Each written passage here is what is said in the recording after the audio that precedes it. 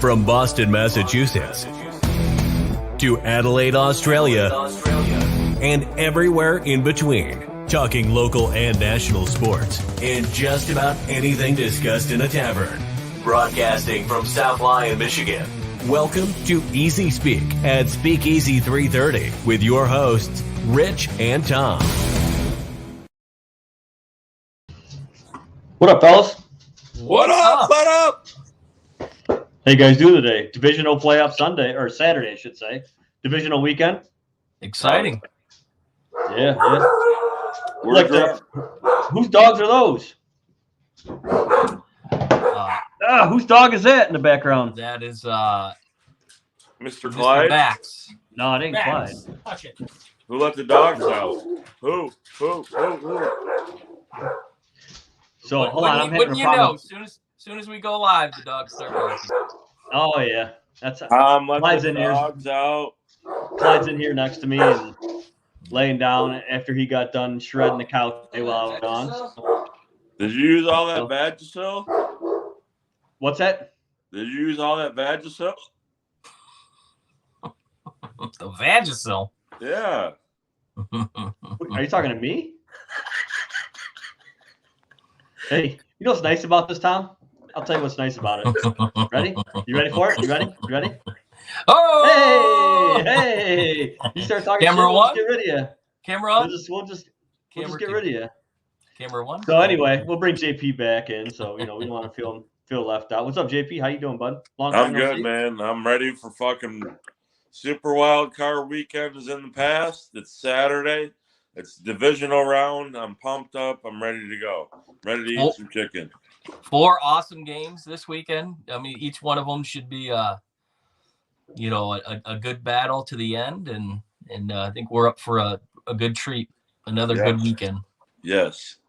Yeah, Ready. I'm pretty excited. I read the news that Derrick Henry is back. They said that last week during the off week, he tried to run at full speed and really wasn't having it.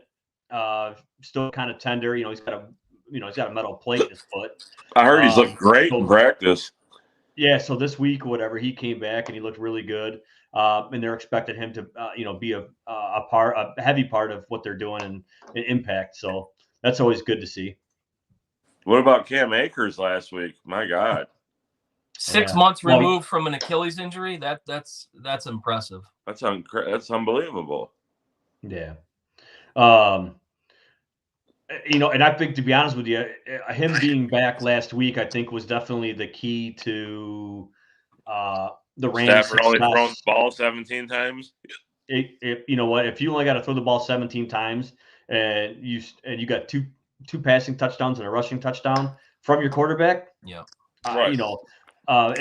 As much as us Lions fans, hate to see it or whatever, but he did what he had to do. So we got a lot of people. We got a lot of people in the comments already chiming in for their picks, and we got a Cincy, Pack, Chiefs, and Rams. So we'll get to that a little bit later with everybody on the stream. Let's talk about dark horses real quick before we go into this, because I really, really, really would love to see Joe Burrow get there. Well, I mean, explain why you see that, JP. I mean, it's just Joe Cool, man. Come on. I mean, the guy's awesome. He's got T. Higgins. He's got Jamar Chase. He's got the young guys. Angle your camera to the right a little bit.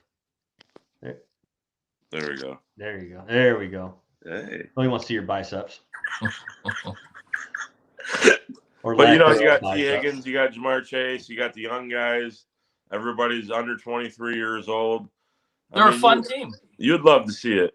You know what I mean? Oh, for sure. They're a fun team to watch, and Burrow is just like cool as a cucumber out there.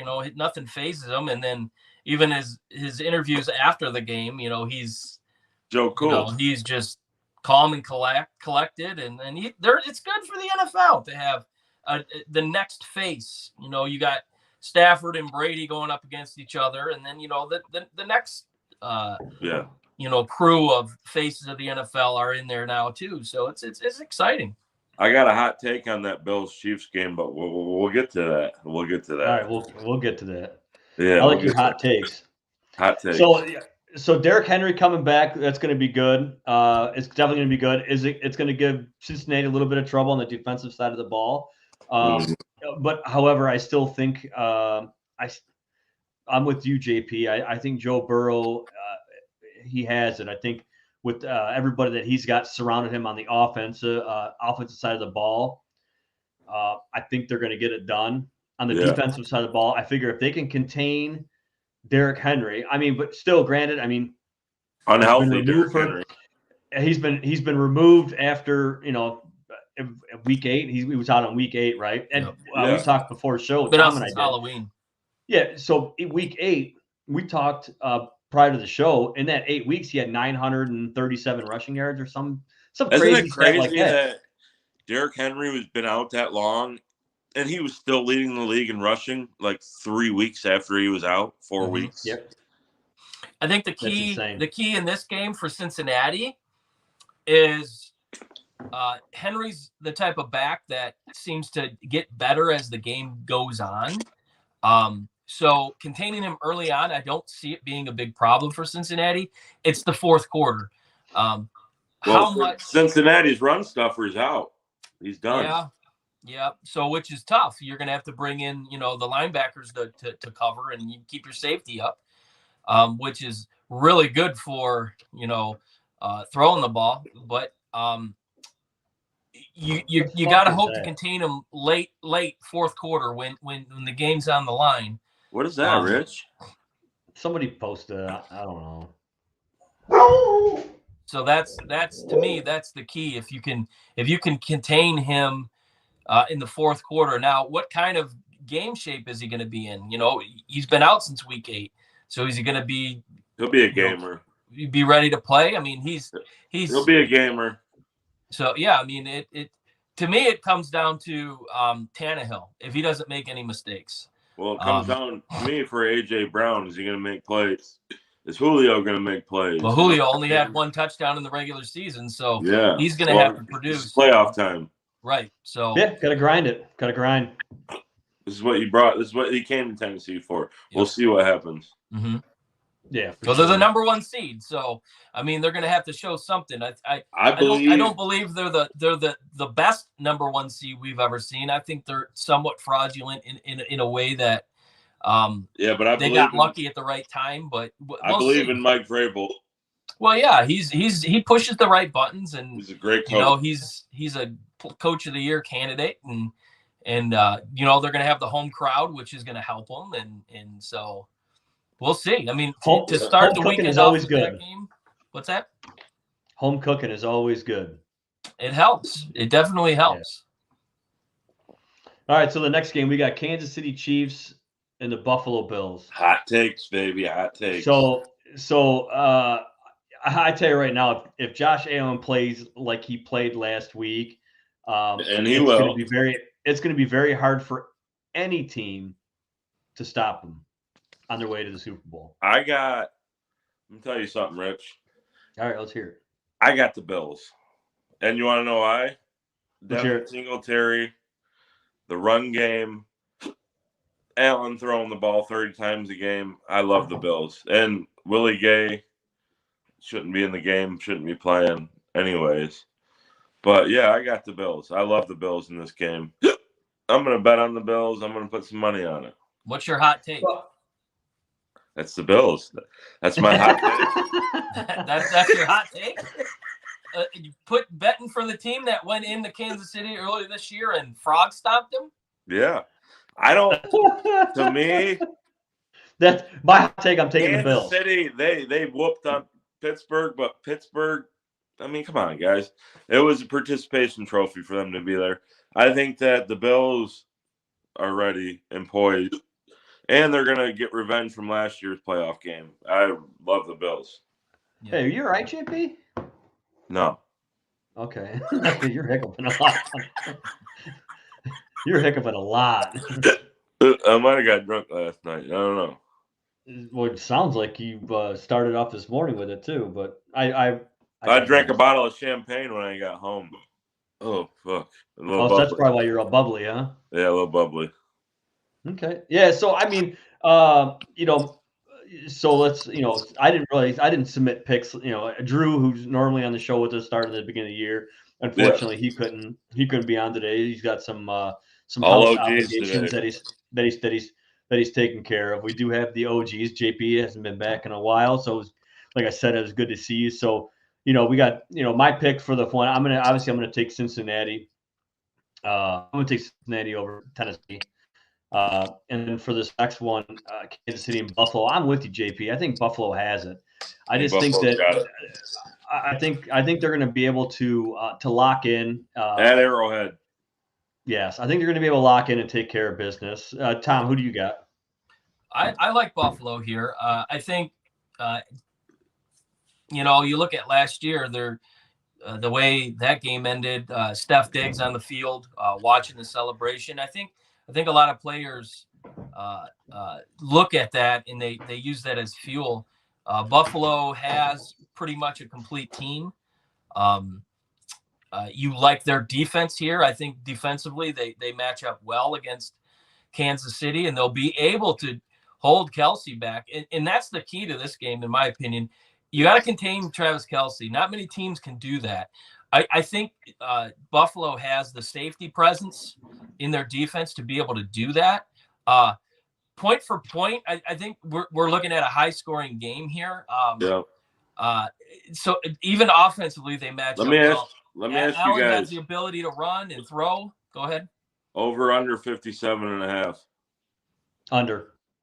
I'm going to go over by maybe a point or two. I think they're both going to get into the 30s. Divisional games normally go under. I like the over here. Because I just think it's going to be a shootout, and it's going to be a shootout early. And Buffalo last week, what they did to New England, it was impressive, and I think that momentum carries. And like you said, JP, I think this is their year. They have just enough combination of run and pass, and they have a quarterback who, to me, he's probably still underrated. Right, and Josh Allen, who, if anybody hasn't paid attention, I think they're going to pay attention after this game, and Buffalo's going to go in there. And I think quiet the. Like you said, I think Travis Kelce is the key. Yeah, he's going to be the guy, you know what I mean? And then you go to Poyer and you go to the safeties for Buffalo, you know what I mean, that are going to be on him. Tyreek Hill's going to bust a big play out regardless, right? Kelce is Mahomes' security blanket. Right. Whenever he needs a play, he always seems to find Kelce, and that starts with his ability to make plays with his legs, keep the play going. And now a lot of defenses can run with Kelce, and that's where I think Buffalo can. And they proved it earlier this year. They went into Arrowhead and absolutely dominated them. I think I could run with Kelce. The first 5 yards. Bullshit. You can trip them up within 5. Shut up. So I've got in the first game I have Tennessee winning. And in the second game I've got Buffalo. You know what? I'm going to take Buffalo, and I'm going to take Cincy. I'm going Cincy. Yeah. I'm going Joe Cool. I'm a Joe Burrow guy. I'm going Joe Cool. It was funny because I think you and I went back and forth, JP, after the interview or whatever. Sure, whistle? Not hear no whistle. No. I hear no whistle. I'm telling you, this guy. But however, his hands were up in the air like, hey, what the hell are you blowing the whistle for? Like, right. He heard the whistle. No, he heard it. Rightfully so. I think that, they bended the rules a little bit there, but they knew they fucked up because, it was a touchdown. And you know what, though? They fucked up. And you know what it cost them? They won't be working a playoff game the rest of the year. No, they're done. They're done. That's it. I think Boger shouldn't have been doing that. He's ready to retire. And he shouldn't be doing playoff games anyways. Right. Why are you saying it? Because he's old? Someone call the EEOC, please. Call the EEOC. He has been known age discrimination. Bungle a lot of plays. His crews. Let's not get Jason Green in here because he'll tell you that play should have been blown dead, right? Nope. He said what should have happened was it should have went back, no play, replay the down. Him and I had this conversation. Mm-hmm. And he's not the only reason why he even said that is because I texted him. I thought maybe he was watching the game, and he goes, "I wasn't watching it." But then he saw the replay. He goes, "No, that should have went back. There should have been a dead play. Replay the down." He called it an an inadvertent whistle is what they call it. So anyway, moving on to Sunday. Sunday we got two great games on Sunday. We got Tampa Bay. We got Tampa Bay and the LA Rams. Sunday is the full entree. There you go. Hey, that's a good way to think of it. But yeah, so we got the Bucs and the Rams. Everybody, Stafford got his first win. Yeah. It only took him 4 times. His fourth time's a charm, I guess, if you want to call it that. And he did it in spectacular fashion, like we were talking a little bit earlier. When you only have to rely on your quarterback to make 17 attempts, right? 15 completions, right? Was it 15 completions? 17. Or 17 attempts. No, 17 attempts. I think it was 14 to 17, something like that. 14 to 17. Yeah. Still okay. So 3 incomplete passes. Whoop-de-doo. And he also surprised us at the goal line and stuffed one in. I mean, which we're not used to seeing that, but whatever. But kind of like what we said is, if you don't have to rely on your quarterback to make a bunch of throws, I mean, when your run game is so strong, and I think honestly that was the difference between his success in LA and his time in Detroit. I think the run game obviously is better in LA. And I'm not going to say it's based off talent. I think it's more schematic based. I think they play to their strengths. Well, you got Odell Beckham and you got Cooper Kupp. Yeah. Also, you got guys that that just got drug tested. Kupp did. Yeah, Beckham did. Because he had 6 touchdowns in the last 9 games or something like that. And Baker Mayfield said he was done, right? Well, number one, Odell Beckham is a big diva, and he didn't want to be in Cleveland, so he wasn't giving his all, just like he wasn't doing it in New York. So he goes to LA, gets put right on a first place team, and lo and behold, he's playing good football. I would love to see Terry Sloan on this show and see what he thinks about Odell Beckham. He'd tell you the same thing. He's a joke. He's a joke who only plays when he wants to play. Well, he's a great player. You don't think I'm not monitoring the comments right now to see Terry pop up, because he's probably typing a novel right now if you heard that. Probably watching. I watched him drop passes and not go 100% every week in Cleveland. That's why he didn't get the ball, because he wasn't trying. Yeah. All right, so we got Rams. I think the keys to the Rams winning the game would be you still got to dominate the run game. You still got to be able to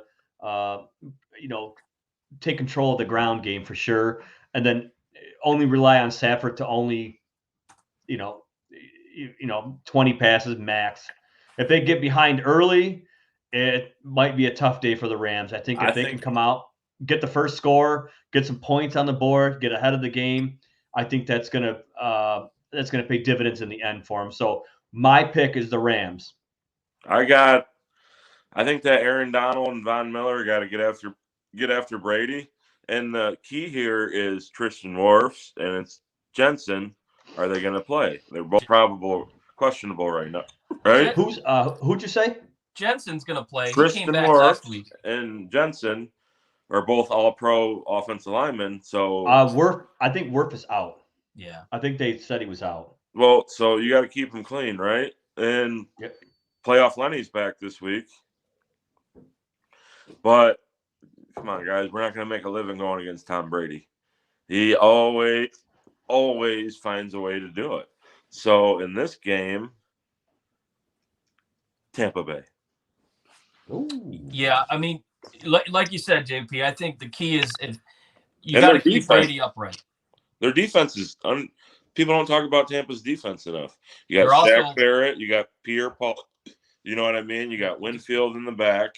The problem with their defense right now is their secondary is depleted. Devin White, you got Levante David. I mean, this game is going to be low scoring in my opinion, and it's going to come down to mistakes. will Stafford be able to handle the pressure going up against, the greatest of all time? Probably not. So this is where, his run game, the run game really is key here for both teams. Sounds like Fournette's going to come back. Yep. I mean, Tampa Bay has the blueprint. It's what marched them into the Super Bowl last year, and they won based on defense. And to me, you got to pressure the hell out of Stafford, and he makes mistakes. And specifically the second half of the season, he made a lot of mistakes because he got a lot of pressure. So if they can bring the heat on Stafford, take Kupp out of the game, and keep Beckham, at bay, it could be a long day for the Rams. But yeah, I got Tampa Bay winning this. It's also going to be a long day on that secondary to try to contain those two said guys. That's I got the Rams. So no, I'm talking about Tampa Bay. Wake up, Tampa Bay. Rich, wake up. I like Tampa here. Home game experience. I've been with you the whole time, and now you're gonna my one pick that I go against you, and now we're not friends anymore. What the fuck, man? Brady, man. Hey, I'm a Brady. I'm a Brady homer. Hey, listen. The man has spoken on Facebook. The man, we asked for his opinion, and he gave it to us. Terry Sloan, there he goes. Great receiver, but a diva also. Baker should not have played most of the season with those injuries. Accuracy was terrible. Everybody, Terry has spoken. Terry, with all due respect to you, sir, Baker is terrible. Well, we'll see next year when he's healthy. Yeah.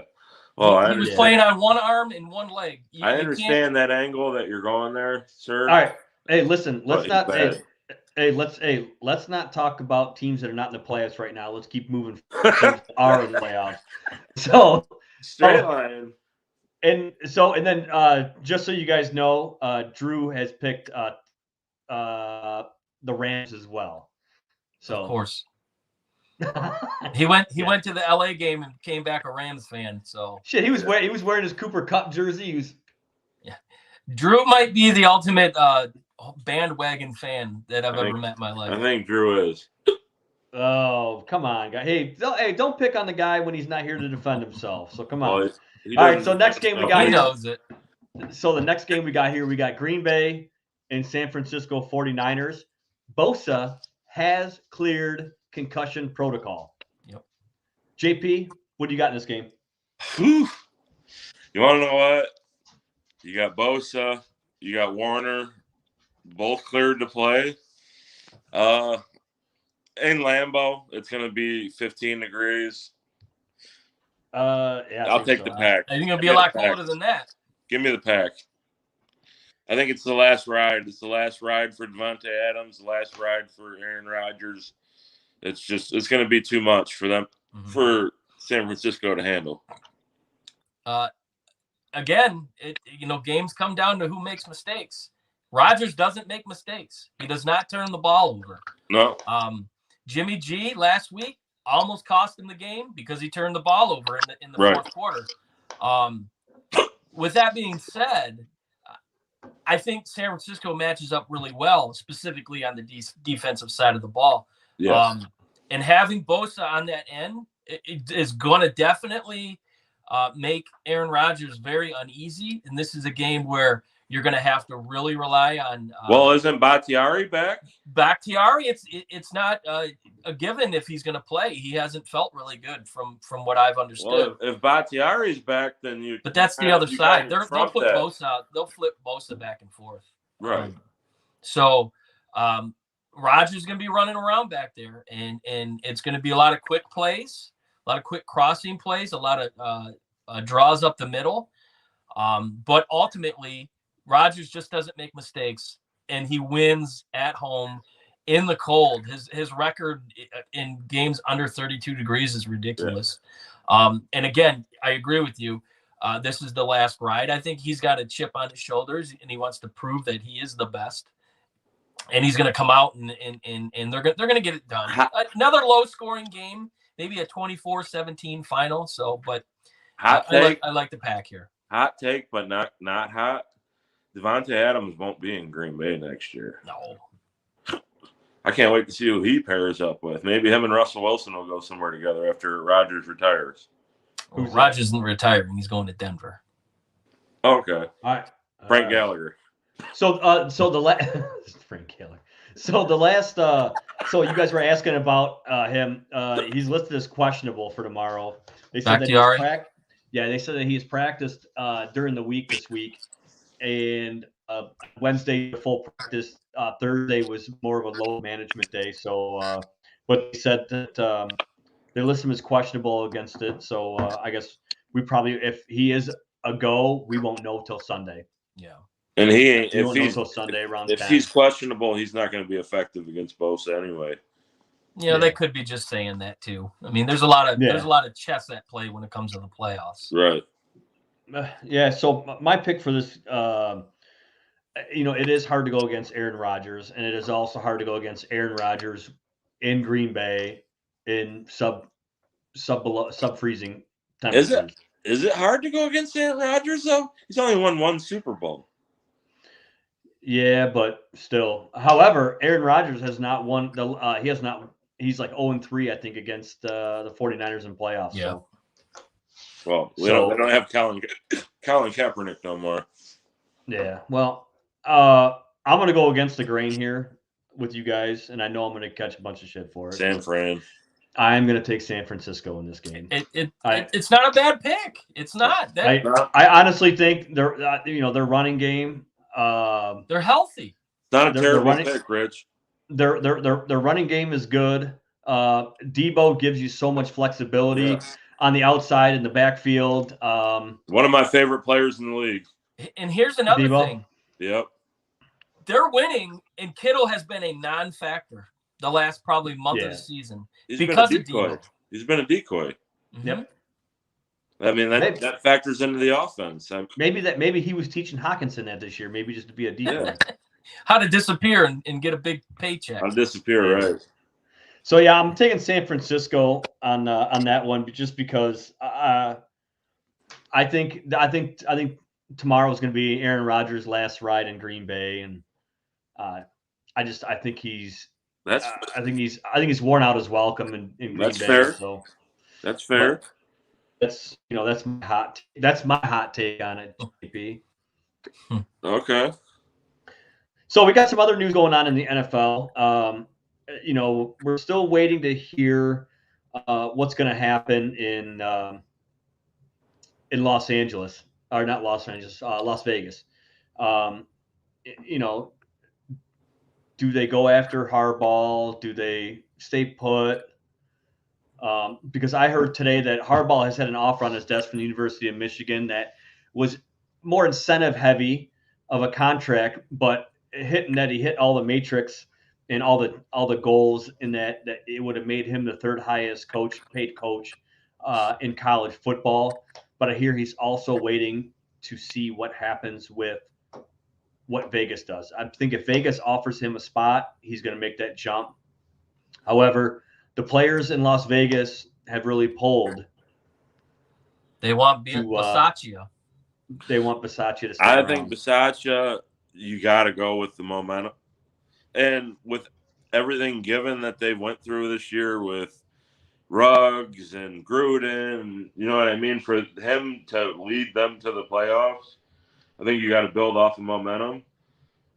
And I don't think that Harbaugh is really respected in the NFL. I mean, he told Trent Baalke in San Francisco that this locker room is a place for men.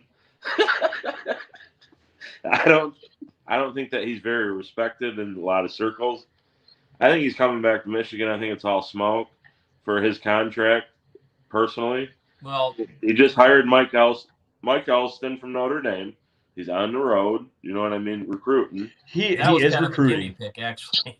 That him coming to Michigan was a result of not getting the DC job at Notre Dame. So he pretty much left Notre Dame. But I did read on Twitter that a lot of people speculate that all this Harbaugh grumblings is leverage for him to get more money out of Michigan. And it's all bullshit. So it could go either way. Oakland, the Vegas Raiders are saying they yeah, we'd be interested, but there hasn't been any kind of conversation. So I think it's just a battle of, who's going to talk. Will there be conversations? If they reach out to Harbaugh, I don't doubt that he'll listen.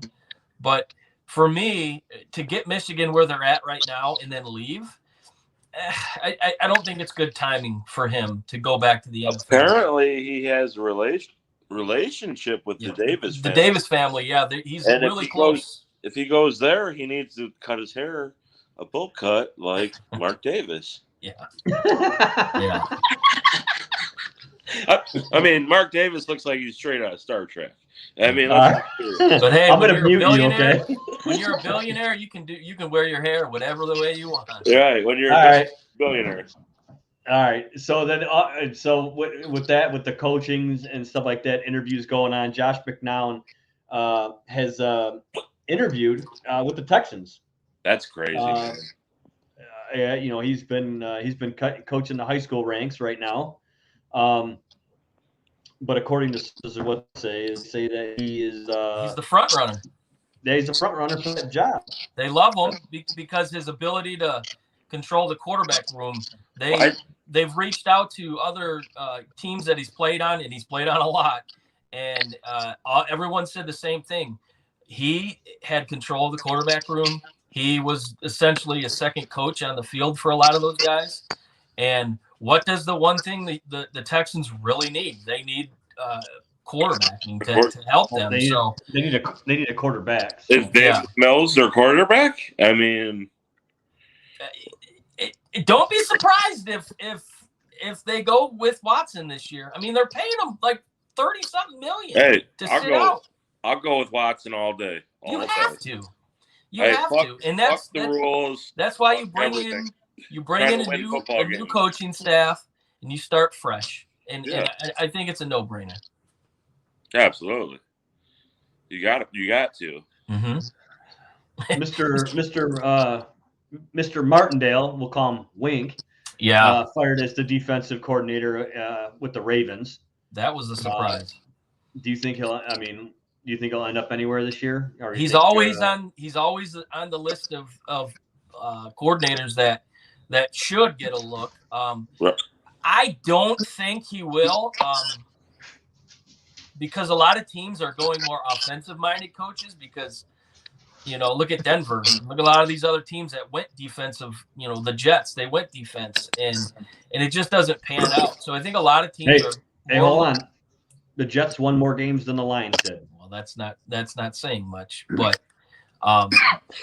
most of these teams are going offensive, coordinator wise, and because that's the game. The game is speed, and I think they're looking at that aspect. So I think he'll get a job really quick. He'll get a job on one of these young coordinators, maybe in Jacksonville or something like that, who's going to beef up that defense. So I see him getting another DC job really, really quick. I've seen that a lot of teams are interviewing Brian Daboll, the offensive coordinator for the Bills, who will get a look at by the Giants because their GM now is the assistant GM in Buffalo. I do think that Daboll will probably be one of the top candidates. I think Daboll is going to go to. Hey, stop pointing at us, okay? He's going to go to New York. Yeah. Yeah, I think so. It makes sense. And Danny Dimes. Yeah. Bye-bye. They're going to draft an offensive lineman and Dimes, and then you got Barkley and Galladay will never do anything. He's my least favorite receiver in the league. Right. You got Jones Shepard. So since we're talking about coordinators, as we all know, Anthony Lynn is out as the OC with Detroit. Yeah. What do you think that's going to do for Detroit? Do you think they're going to bring in an offensive coordinator, but still Dan Campbell is going to call the plays, or do you think that they're just going to roll with what they got? It'll be a hire from within. It'll be Deuce Staley or the Johnson, the tight ends coach, who I guess Campbell basically really leaned on him once Lynn was out of the picture, and the players love him. So I think that's the smart pick. You hire within, but the bottom line is Campbell's going to be calling plays. I think as the season went on, he got better, and the team got a lot comfortable with him calling the plays. So I think there's no question whoever you hire within for that simple reason of knowing that you're not going to be calling plays as the OC. Right. And I don't think there are too many coordinators out there that would come here knowing that, the one thing you go to take a job is to call plays. That's not going to happen in this case. So in that regard, it'll be in-house hire, probably Johnson, and he's just going to be a coach in name for the most part with Campbell calling plays. Guys, I don't think Campbell did a bad job calling the plays. But I think the first couple weeks were rough, but as it went on, he made some good he did just some old razzle dazzles. Yeah. But I mean, look at the emergence of Amon-Ra St. Brown and his time calling plays. Yep. You know what I mean? That's great value at a fourth round pick there. You know what I mean? But I mean, obviously, you got to hire an OC. I mean, you can't. You can't manage it all. Yeah. Well, Detroit sports we'll talk about the Pistons a little bit. The Pistons are what they are. I mean, right. They don't have that. They don't have that veteran leadership that they need. They have some talent. Mm-hmm. But they don't have the leadership that they need. So, some of the speculation out there is the Lakers offered 2 players in the 2022 first round pick for Jeremy Grant. Should they hold out for? I mean, I think honestly, you need to go get like Ben Simmons or. Well, did you hear the offer that Detroit threw for Ben Simmons? I'm doing it. It was Jeremy Grant. It was Sadiq Bey. Do it. And it was another player and 2 picks. And the Sixers said, not interested. I'm not getting rid of Sadiq Bey. I would. No. Not me. No. He can shoot. He can drive. He can score. He needs to work on his defense.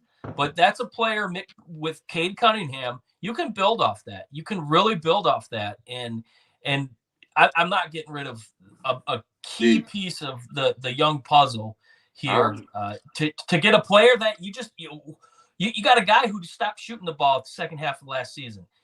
He was so mentally off, he didn't want to shoot the ball. I'm in the Ben Simmons camp. He can play all 5 positions. Yeah. He's an all-league defender. But where's his head? He's 24 years old.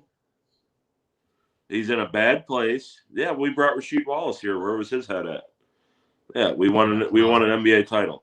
So Rasheed Wallace is a different caliber player than Ben Simmons. Ben Simmons is a different caliber player than Rasheed Wallace.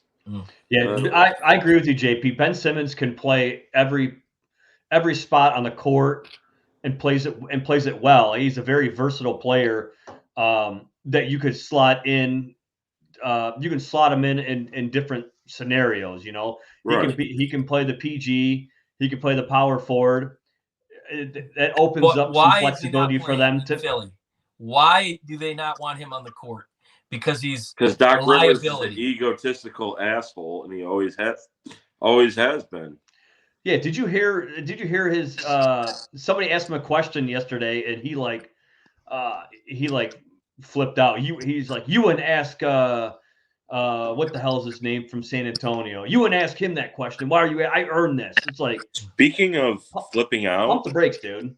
Speaking of flipping out, if you guys haven't heard Penny Hardaway's press conference from the other day, then listen to it. It's gold.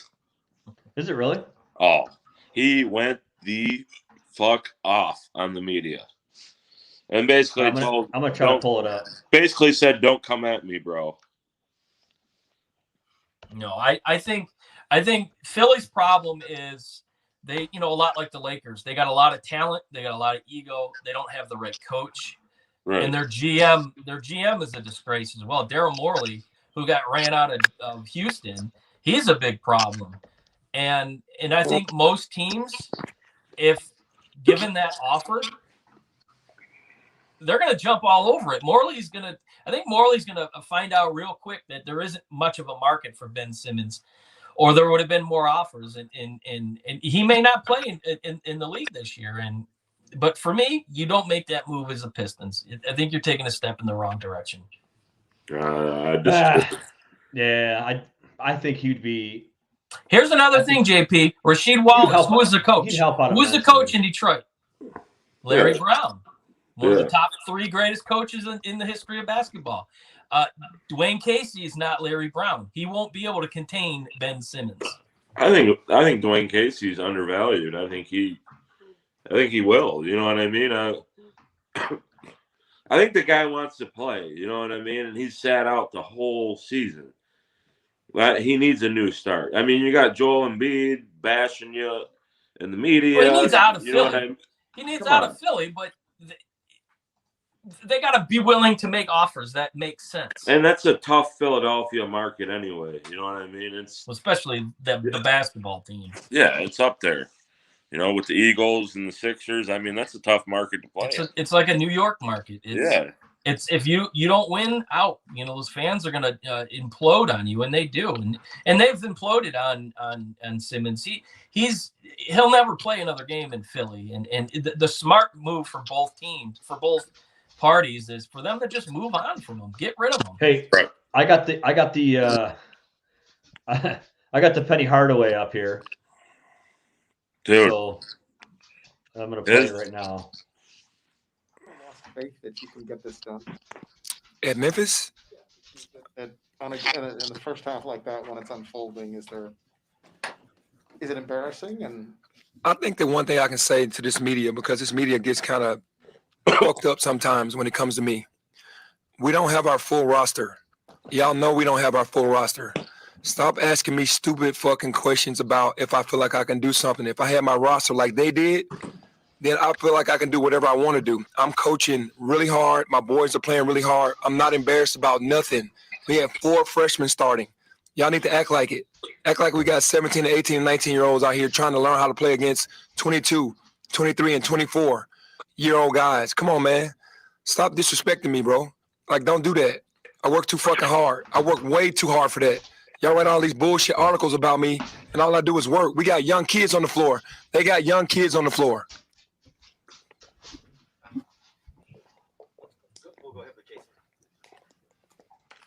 I love it, and I think sports needs more coaches like him.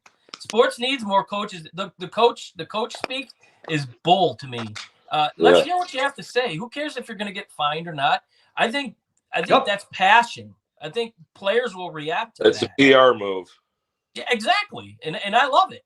And coaches get caught up in the afraid to say the wrong thing. Tell me how you feel. And right. I think the kids want that too. I think hearing his reaction, his players are going to hit the court the next time they play. They're going to war for this guy, and I'm for it. I'm here for that. Absolutely. Yeah. So we'll talk about the Red Wings. Do you think the Red Wings are going to be buyers or sellers at the deadline? Buyers. You think so? I think they're going to hold back. Who are you selling? I mean, you got what? Nedeljkovic, you got Raymond, you got Sider, who are all. No, you're not. I mean? Here's the thing: is you're not going to sell. You're not going to sell those players, but if you can like unload it depends. Well, really, it depends if they're in the hunt for a playoff spot around that time. You can offload a Stahl, somebody looking for some depth at defense, and get more picks. Grice. I can see that possibly happening. Grice, you can move Grice and bring Pickard up. Last night they were up 4-3. Minute to play. Dallas pulls the goalie. Dallas scores a goal to tie it up. It's that overtime. Game was nothing but bad bounces and bad breaks, both teams. And yeah. But no, to me, they stay pat. I think they've got their foundation to move forward. And Yzerman's doing what he needs to do. He's building his front office. The eyes are playing. Yeah, and so I think they're going to fall a little bit short this year from the playoffs. But they've made enough progress. I think the future is very bright. I mean, within a year, maybe 2, they're going to be contending. And with the right moves, I think some free agents are going to want to come here too. Bringing Lidstrom on board is almost like bringing the right recruiter in to build your team. But I don't know. I don't know. I mean, yeah, he's the assistant to the general manager. I get that, but I think from my perspective, I don't think he's going to be as involved, or he's going to be that guy. He's not. Players will come to an organization. I mean, I forgot who it was. It was like, yeah, why would you not want to play for Iserman? And stuff like that.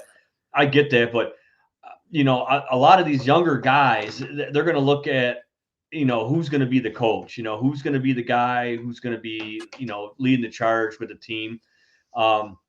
Me personally, I think this past season, we've actually surrounded Blashill with a lot of good prospects, a lot of good talent.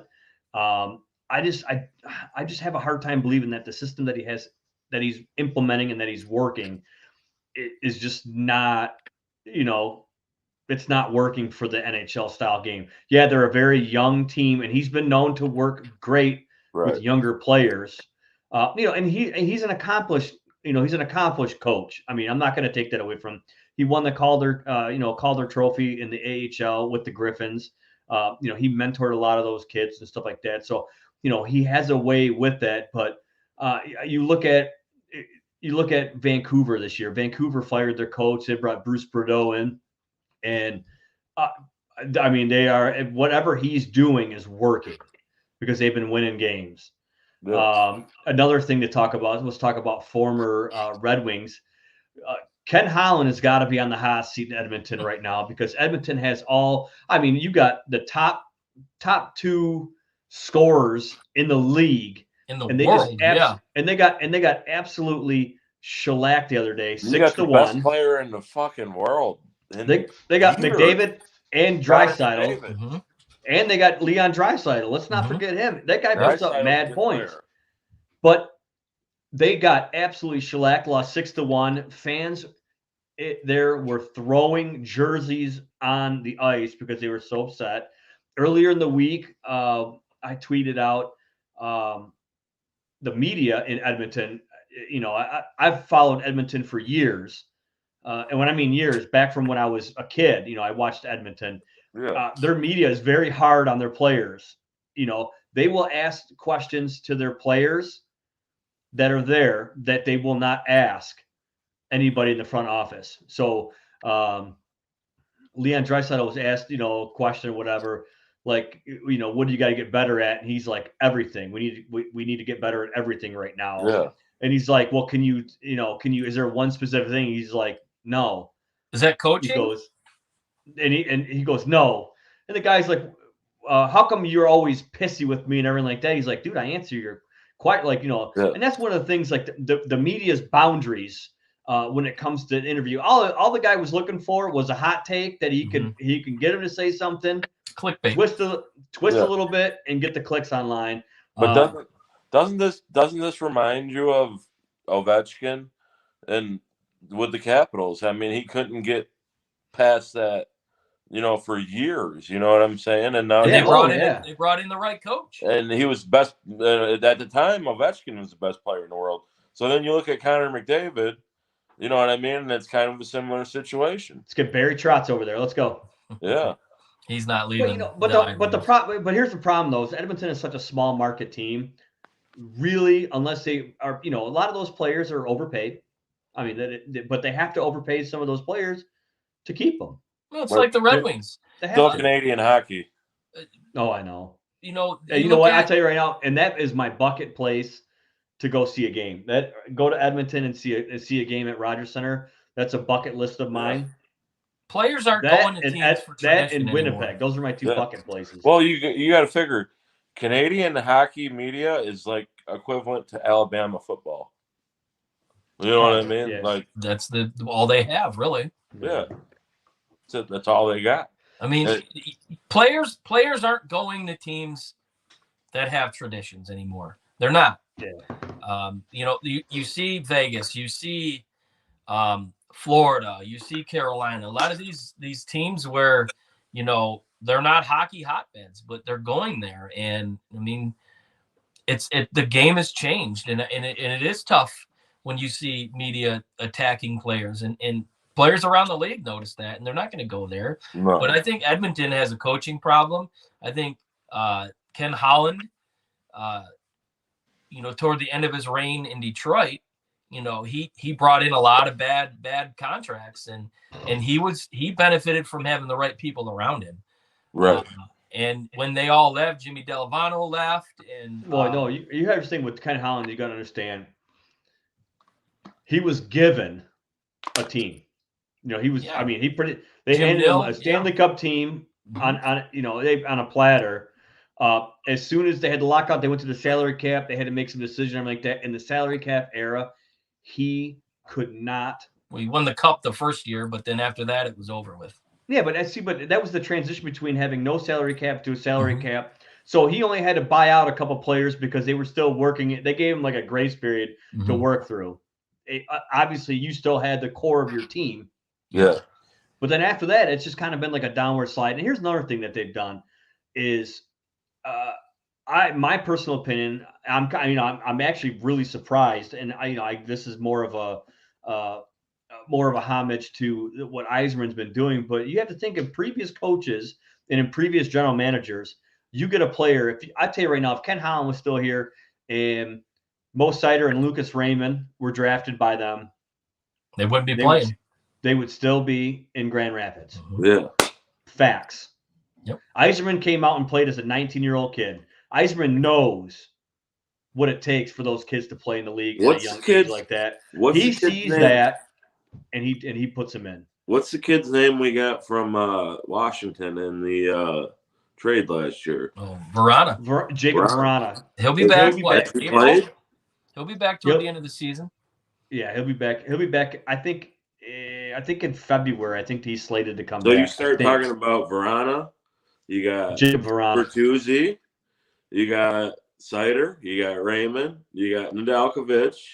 I mean, there's a hell of a lot to build on. And probably the best team in Detroit right now. Let's not hide the fact that Dylan Larkin has really evolved into his captaincy. He's having a career season, and he's playing with a different kind of swagger, and you know, he's getting results. 19 goals this year, and he's had like 9 goals in the last I think it was 12 games. So he's making an impact for sure. Yeah. Yeah, they don't have a concrete. I just looked it up. They don't have a concrete window on when Verana's going to be back. They're shooting for sometime in February. He is skating, but he has not been cleared by the doctors to do any shooting drills or anything like that. So, me personally, I think they still have him for 2 more years under contract. I'm not going to push. I mean, granted, what they're doing right now, could they get a wild card spot? Yeah, something's really got to turn around. If they don't make the playoffs this year, I'm not disappointed. But however, I will say I am. They are moving in the right direction. Fundamentally, the pieces are falling into place for them. Hockey is the only sport where you make the playoffs as a 1 seed or 8 seed. You have a chance. Anything can happen. Goaltending, exactly. And they got a good one. Goaltending, yeah. They got a couple good goaltenders. Yeah. Mm-hmm. So they got 2 anyway, good on that note, we're really pressed up against time for right now and stuff like that. But so what I want to do is I want to say thank you, JP, for joining us today. Yeah. It's been a long time. Let's not let it go. Let's not go too long before next time. But I felt like I had to bless my presence and give the show a little spark. And you did. So our plan is in a couple weeks. I think we're going to do a Super Bowl show. We're gonna do an iLogic media show. I think what we're gonna do is it's gonna be, I think it's gonna be the OC cast, and River City Media, the 3 R's. I think we're all gonna get together and we're gonna talk Super Bowl. We're gonna talk maybe Super Bowl Sunday. Maybe get on for maybe a half hour, 40 minutes, and I haven't even that way. I haven't even met the boys from the OC yet, and I love that show, man. That's such a good show. You know what I mean? I feel like we all need to get together at some point. You know what I mean? And I know Super Bowl George Sunday. was a little inebriated the other night, but maybe a Super Bowl show would be good. But yeah, no, I mean that's definitely in the works, and we are going to set that up. So, and you are, sure. and you're welcome to be a part of it. So, Absolutely, it'd probably be easier for us to have all of us in one spot, and then that way, we can. I mean, we got cameras, we can get it worked out. Speakeasy. So. Yeah, we'll do that. So, all right, cool. Well, hey, on that note, on behalf of Tom and JP and myself, everybody have a good one. Everybody enjoy the football this weekend. Be safe. See you. Have a good one.